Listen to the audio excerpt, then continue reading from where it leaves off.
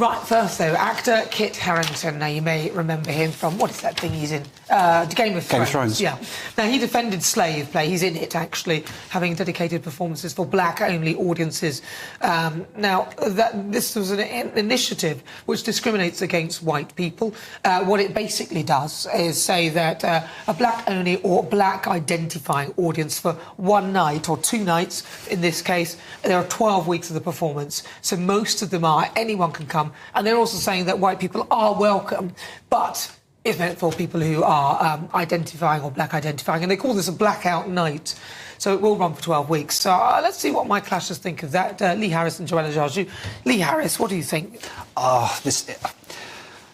I hate everything like this. I hate anything that divides people by the colour of their skin. And maybe some people are saying I'm a bit overreacting a little bit, but I think this is the kind of thing where it starts. I think just drawing attention to people's skin colour just over the, you know, going to watch something at the cinema or theatre, I think is absolutely crazy. I think it's divisive, wrong.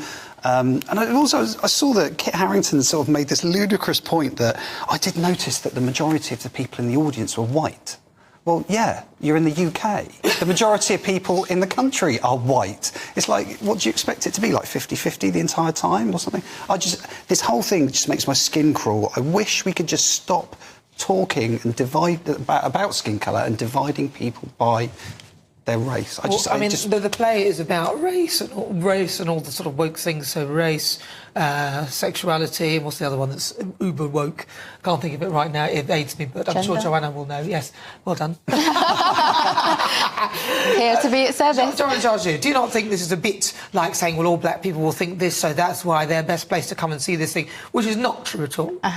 So I actually don't like this, and I think that some of the justifications that have been made in the past have been that it's almost, for some black people, they want to have certain nights where they're almost like in a safe space to kind of, you know, experience the play and stuff. And I actually think that it does the opposite, because if it's a play that it's about, you know, really important topics and stuff about race, then surely you would want a more diverse audience so that you can educate those people more, rather than telling them to move away from a play that you're supposed to be so powerful and about really important. So I think any kind of white person who's making the effort to actually go and see this play is probably the right type of person that you want there in the beginning. And I just think that sometimes with things like this, I can understand, you know, and empathise why people, I don't know, I personally would not have a problem with this.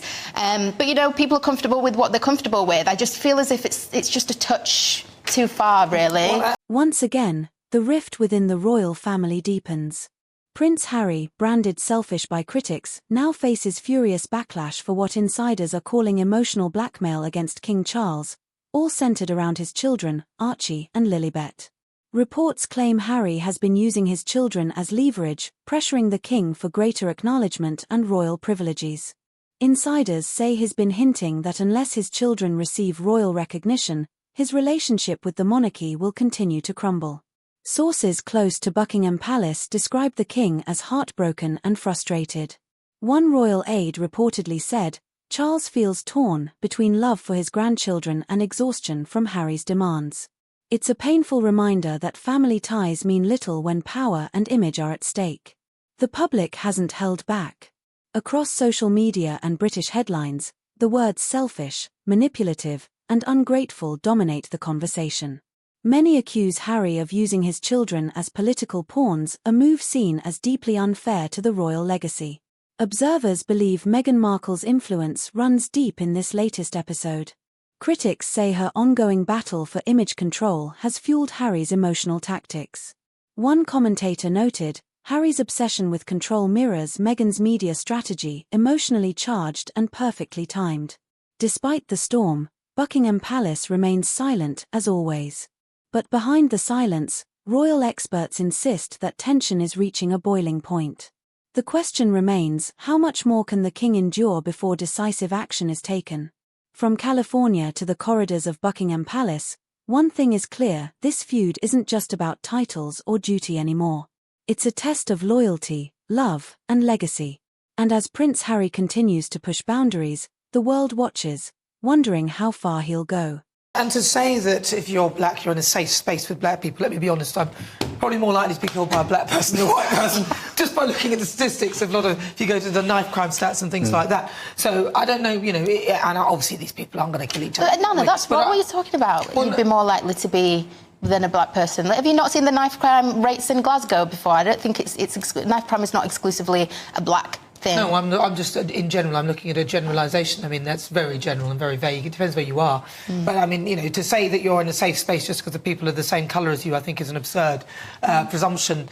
And then to assume that people have a similar mindset to you just because they're the same colour as you is another absurd presumption, simply because black people are made up of Africans, you have West Indians, you have different parts of Africa, which are different countries where people have completely different narratives, completely different traditions. Just because our skins are a similar colour does not mean that we have a similar view of the world or that we've experienced a similar level of racism or not. It's irrelevant, actually. I completely agree. And it also feels like we're being babied. Like someone says to you've got to do this because society needs that to happen. It needs for you to have these black-only nights, or what do they call it? Blackout, are they? Is that what it is? Can you imagine if it was a whiteout? Exactly. It would not be allowed. That's exactly what I was about to say. The point is, these people are the very people who'd be like, how absurd, how could you? It's ridiculous. It is ridiculous. We think it's ridiculous, and I'm glad we all agree on that one. Right, now, Prince Harry.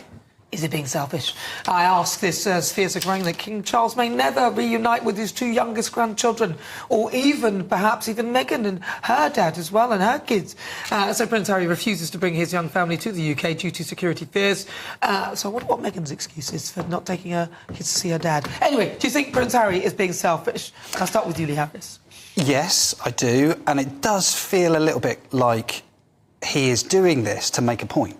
And he's emotionally blackmailing King Charles by saying, look, I want to get the security for when I come over to the UK for my wife and me because we feel like we're going to be attacked or whatever. Fine. And he's been told he can't have that. And he's kind of going, all right then, well, if I can't have that, you can't see your grandkids. Do you think... I mean, he would argue again, like you said, it's his security and he's worried about his fears. It's exactly what he's doing. It is agree with that at all. So crazy, the fact that you've got Prince Andrew, who is still mollycoddled and basically, wrapped in cotton wool still and gets security in all of this. But he hasn't been accused of anything. Prince Andrew, hasn't been... he's not been found guilty of anything. I'm not even talking about the accusations. I'm just talking about, literally, in principle, the fact that he's no longer a working royal and he still basically lives off the spoils of everything, that you would benefit from if you were a working royal. And I think that, Prince Charles, I can't fathom why, if your kids are going to come and see you... King Charles, sorry. If your kids and grandkids are going to come and see you, why you wouldn't just give them security? Well, why wouldn't you just take your kids to see your grandparents? That's what I'd say. What do you think?